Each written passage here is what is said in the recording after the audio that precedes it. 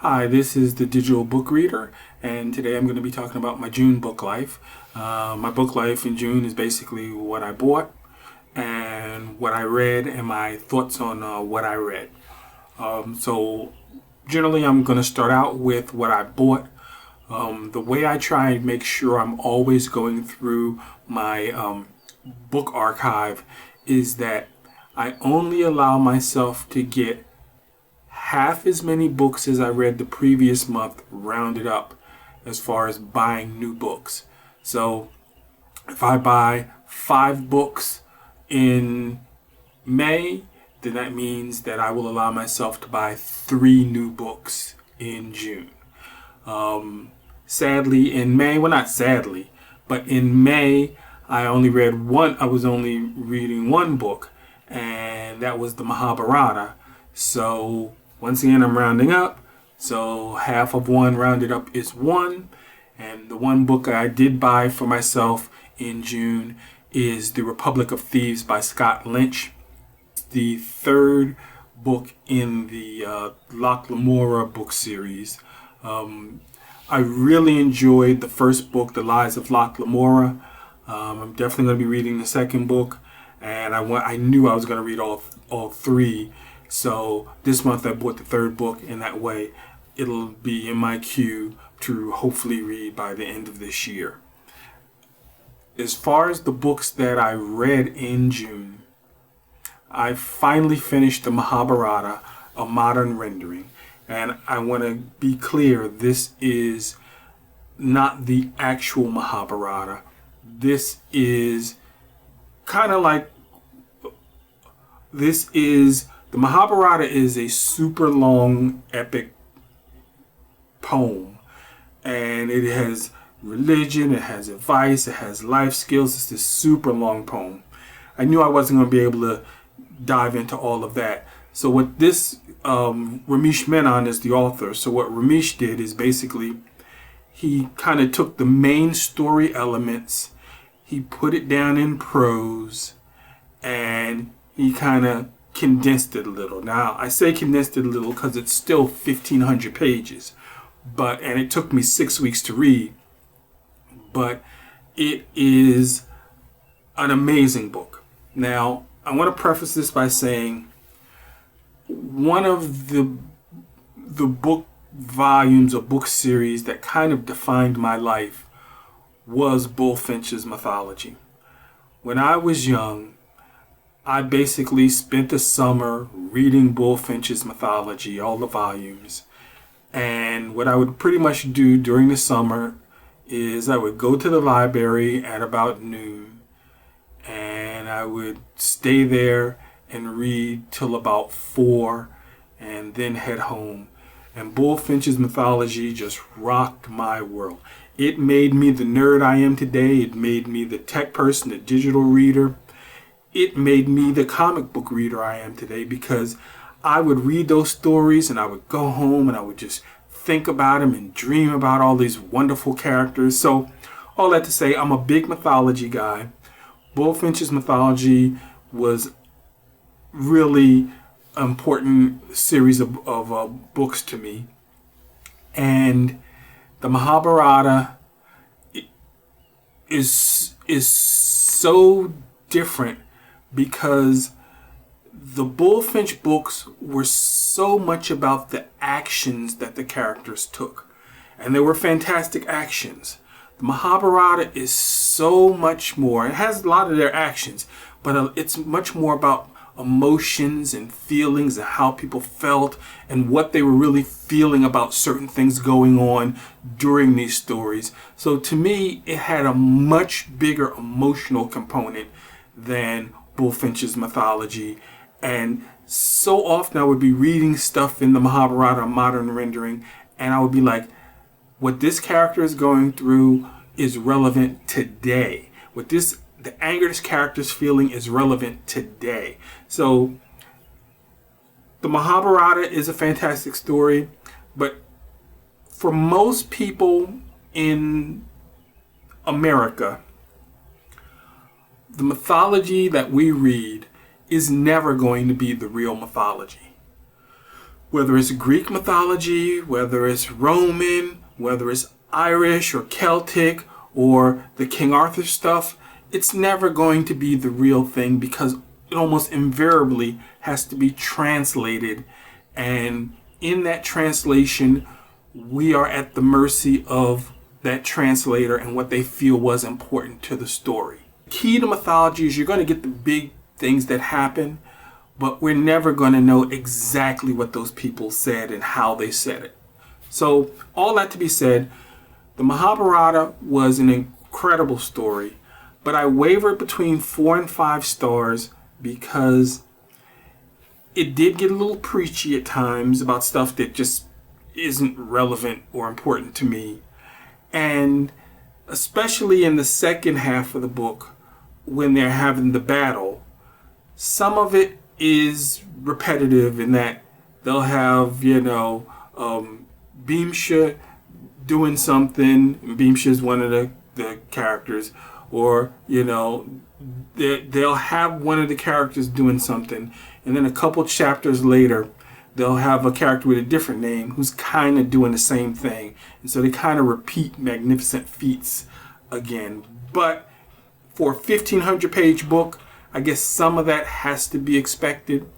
So if you are a mythology reader, it's 5 stars, no doubt. If you are not a mythology reader, it would be 4 stars. I am a mythology reader, so of course, I am going to give the Mahabharata 5 stars. Next book, now after I read the Mahabharata, I didn't really want to dive into anything too heavy. I mean, I had 2 weeks left in the month, so I read a bunch of shorter books that were on my list, and kind of felt like I'll just dive in, get some short reads taken care of on my list, things that I don't have to really get into too much, and that way I can start the beginning of July kind of with a clean slate, and of course start out with my Lady Sherlock books. I love the Lady Sherlock books, and usually at the beginning of every month I try and read one of those. So the next book that I read was Agatha Christie, A Life from Beginning to End. Now this really is just a short, abbreviated version of her biography. I read this because the previous month I had read an Agatha Christie, well, not the previous month, but a couple months ago, I had read another Agatha Christie biography called Agatha Christie, A Mysterious Life. And I hated it.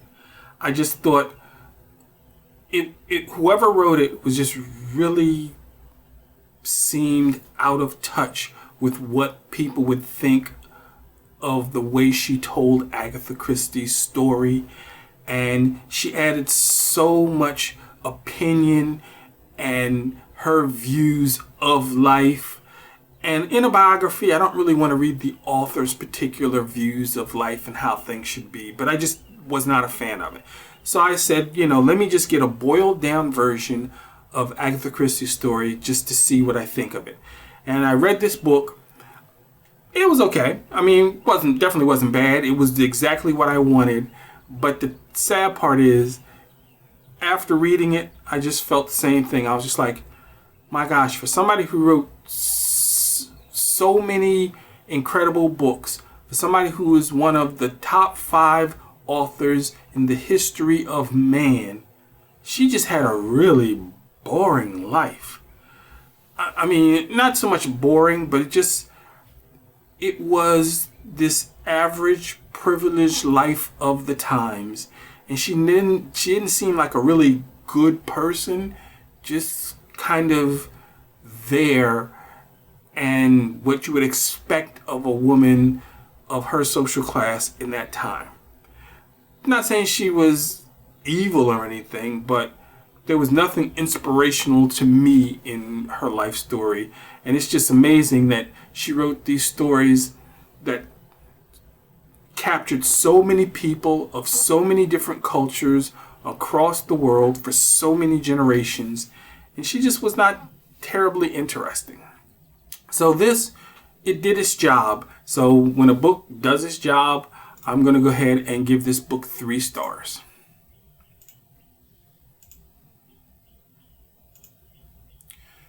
Next book I read was kind of a little surprise. This was kind of like a League of Legends fan fiction for one of their characters called Garen. It's not really fan fiction because it is authorized by the people who make League of Legends, and it was called Garen First Shield.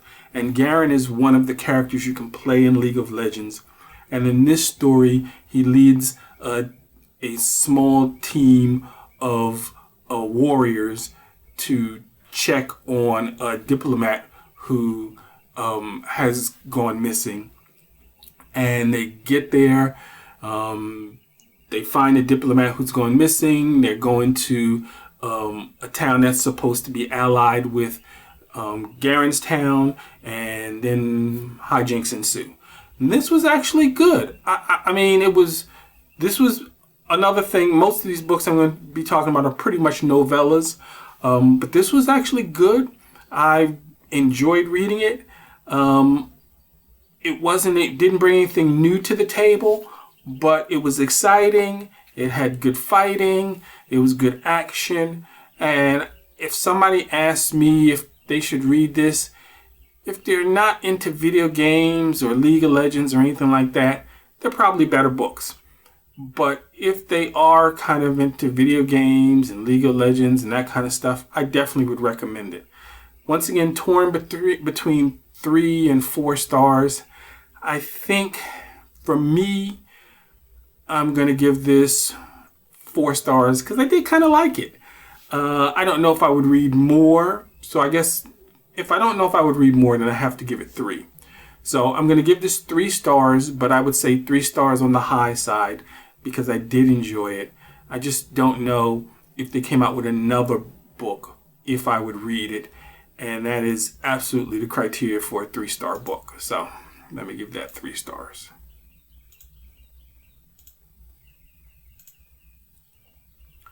Next book I read is The Djinn in the Nightingale's Eye.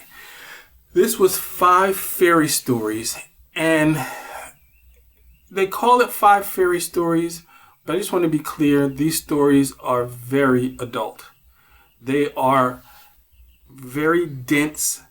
The author very often meanders around the point.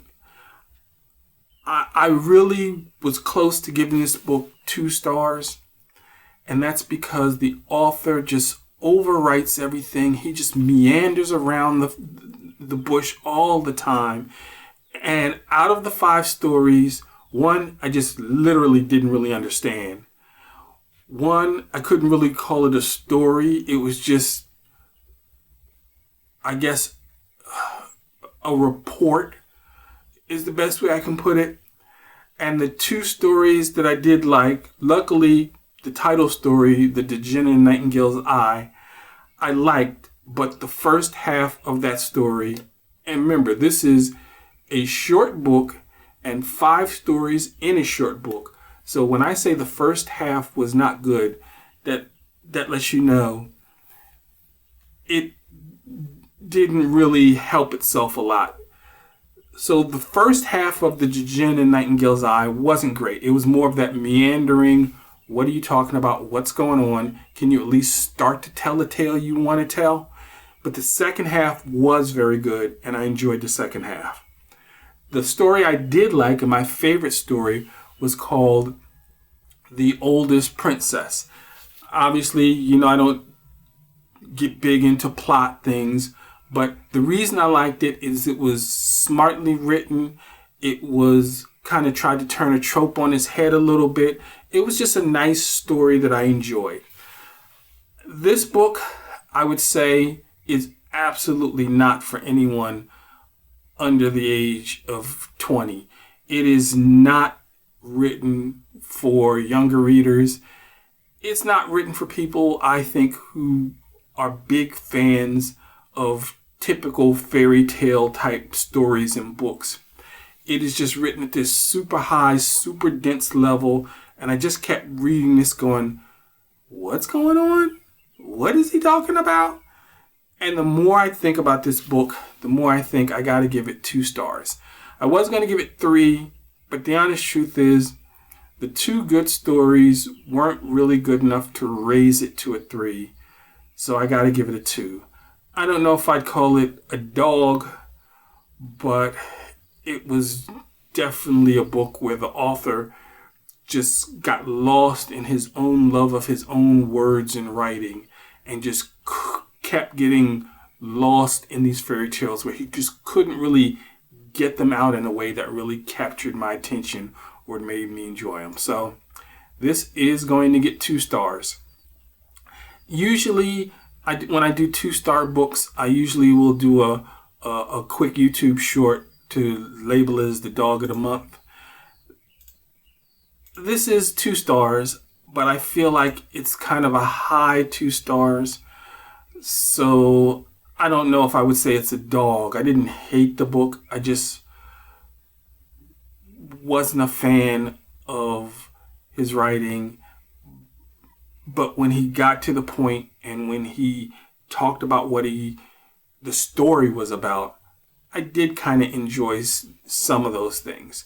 So I'm just going to give that 2 stars. And the last book I read was Purity by Douglas Clegg.